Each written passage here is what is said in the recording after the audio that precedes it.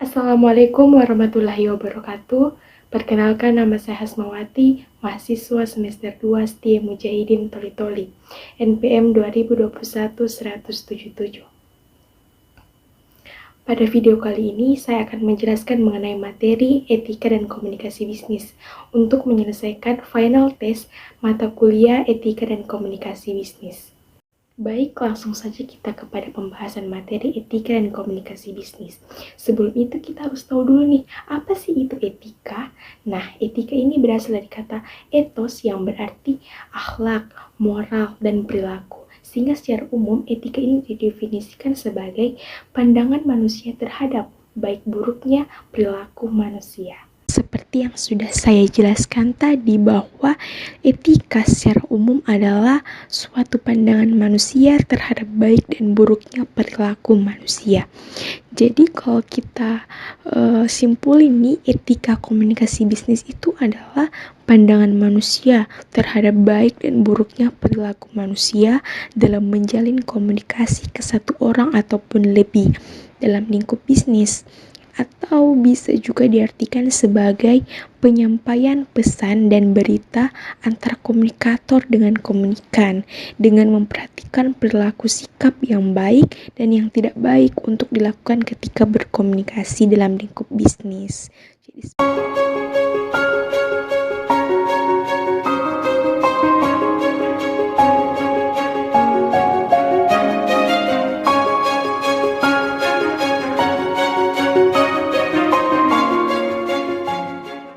Nah, pembahasan mengenai etika sudah selesai, maka kita lanjut kepada pembahasan mengenai komunikasi. Nah, berbicara tentang komunikasi, tentu saja teman-teman sudah sangat lazim dengan istilah ini. Nah, komunikasi sendiri itu berasal dari bahasa Latin, yaitu communication, communico, communicare, yang berarti membuat sama. Sehingga secara harfiah atau secara istilahnya, komunikasi ini adalah proses interaksi, menukarkan informasi, baik secara individu ataupun kelompok menggunakan sistem yang lazim, baik menggunakan sinyal-sinyal, simbol-simbol, ataupun menggunakan tindakan. Selanjutnya adalah unsur-unsur komunikasi. Unsur-unsur atau bagian-bagian yang berperan dalam proses komunikasi yang pertama adalah sender atau biasa disebut dengan komunikator. Nah, komunikator ini adalah orang yang mengirimkan pesan kepada orang lain. Kemudian yang kedua yaitu message atau pesan, yaitu isi yang disampaikan oleh pengirim pesan kepada penerima pesan. Kemudian yang ketiga adalah channel atau saluran. Ini juga disebut sebagai media atau sarana yang berfungsi untuk menyampaikan pesan. Nah, dalam komunikasi tatap muka, misalnya saluran dapat berupa udara yang mengalirkan getaran nada atau suara, ataupun misalkan channel ini bisa berupa lewat radio ataupun telepon jika tidak secara langsung. Kemudian yang keempat yaitu receiver atau komunikan. Nah, receiver ini adalah orang yang menerima berita atau pesan yang disampaikan oleh komunikator tadi. Nah, yang terakhir adalah feedback atau umpan balik. Umpan balik merupakan tanggapan atau reaksi, dapat berupa balasan dari penerima pesan atas isi pesan yang disampaikan oleh pengirim pesan.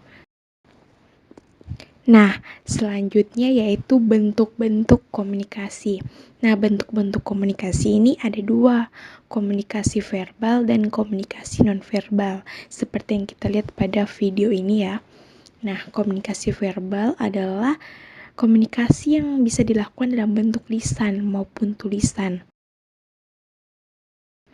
Sementara komunikasi nonverbal pada umumnya menggunakan bahasa tubuh seperti gerakan tangan, raut wajah, giling kepala, tanda, dan tindakan lain sebagainya. Untuk lebih jelasnya, teman-teman bisa lihat ilustrasi video yang ditampilkan.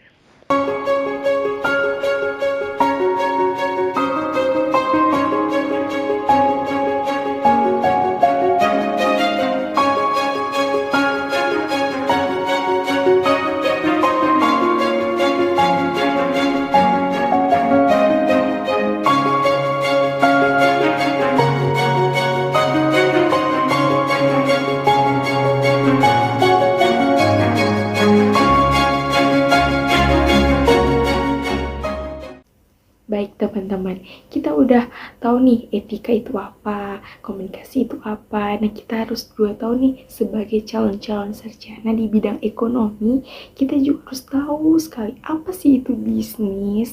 Nah, bisnis ini berasal dari bahasa Inggris business dan busy, yang berarti suatu kesibukan atau pekerjaan oleh seseorang ataupun sekelompok orang. Sehingga jika kita mengartikannya, jadi bisnis ini adalah suatu pekerjaan baik secara individu ataupun kelompok yang mendatangkan penghasilan atau nilai tambah.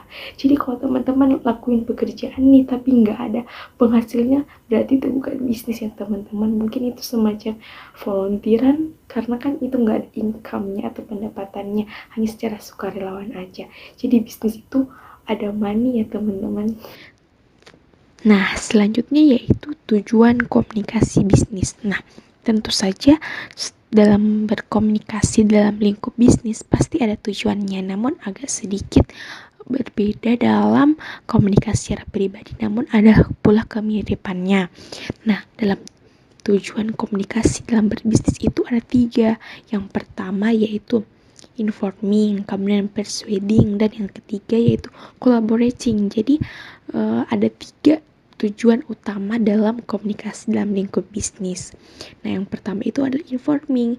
Informing ini adalah memberikan informasi dalam sebuah komunikasi bisnis, baik itu komunikasi dalam lingkup bisnis ataupun pribadi, pasti ada kan informasi yang ingin disampaikan. Nah, informasi ini menginformasikan tujuannya untuk memberikan informasi kepada misalnya rekan kerja kita bahwa kita mengadakan sebuah produk baru, misalnya pada meeting atau rapat, memberikan sebuah informasi kepada peserta rapat seperti itu. Kemudian yang kedua yaitu persuading atau persuasi, memberikan ajakan. Contohnya itu seperti iklan. Nah, kita lihat bahwa seperti di televisi bahwa iklan-iklan itu kan mengajak kepada pelanggan untuk membeli produk yang kita punya. Nah, itu merupakan sesuatu bentuk komunikasi dalam berbisnis.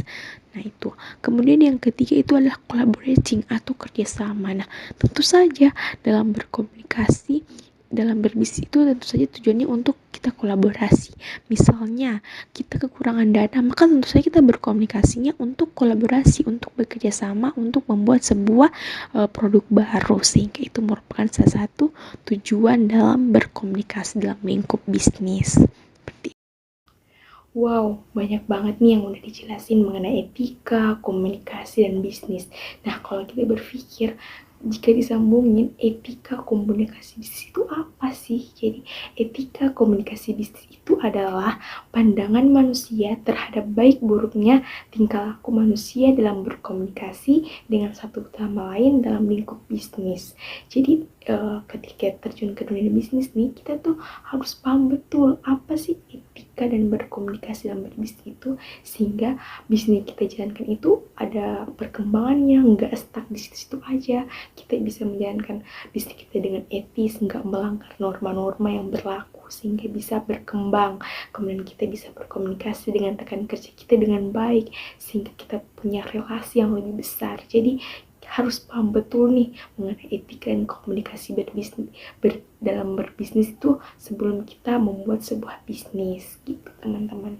Kita lihat bahwa perusahaan sekarang ini banyak sekali yang melanggar etika dalam berbisnis. Mereka menjalankan bisnisnya dengan tidak etis, seperti penggunaan bahan-bahan yang merugikan konsumen, yang tidak aman untuk konsumen, menimbun barang oleh distributor yang sangat merugikan konsumen. Itu semua dilakukan oleh perusahaan-perusahaan dengan tidak etis. Mereka melakukan sistem ekonominya dengan tidak etis. Ini semua merugikan oleh konsumen dan hanya menguntungkan untuk perusahaan itu sendiri saja. Nah, bagaimana dari segi komunikasi? Nah, dalam bisnis, komunikasi itu sangat penting, karena dalam berbisnis kita pasti punya partner kerja.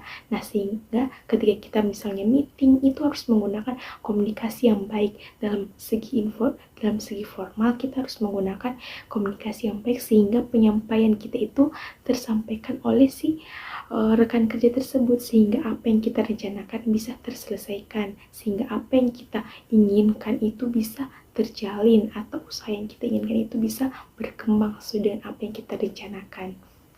Wow, in the end, I think that's enough.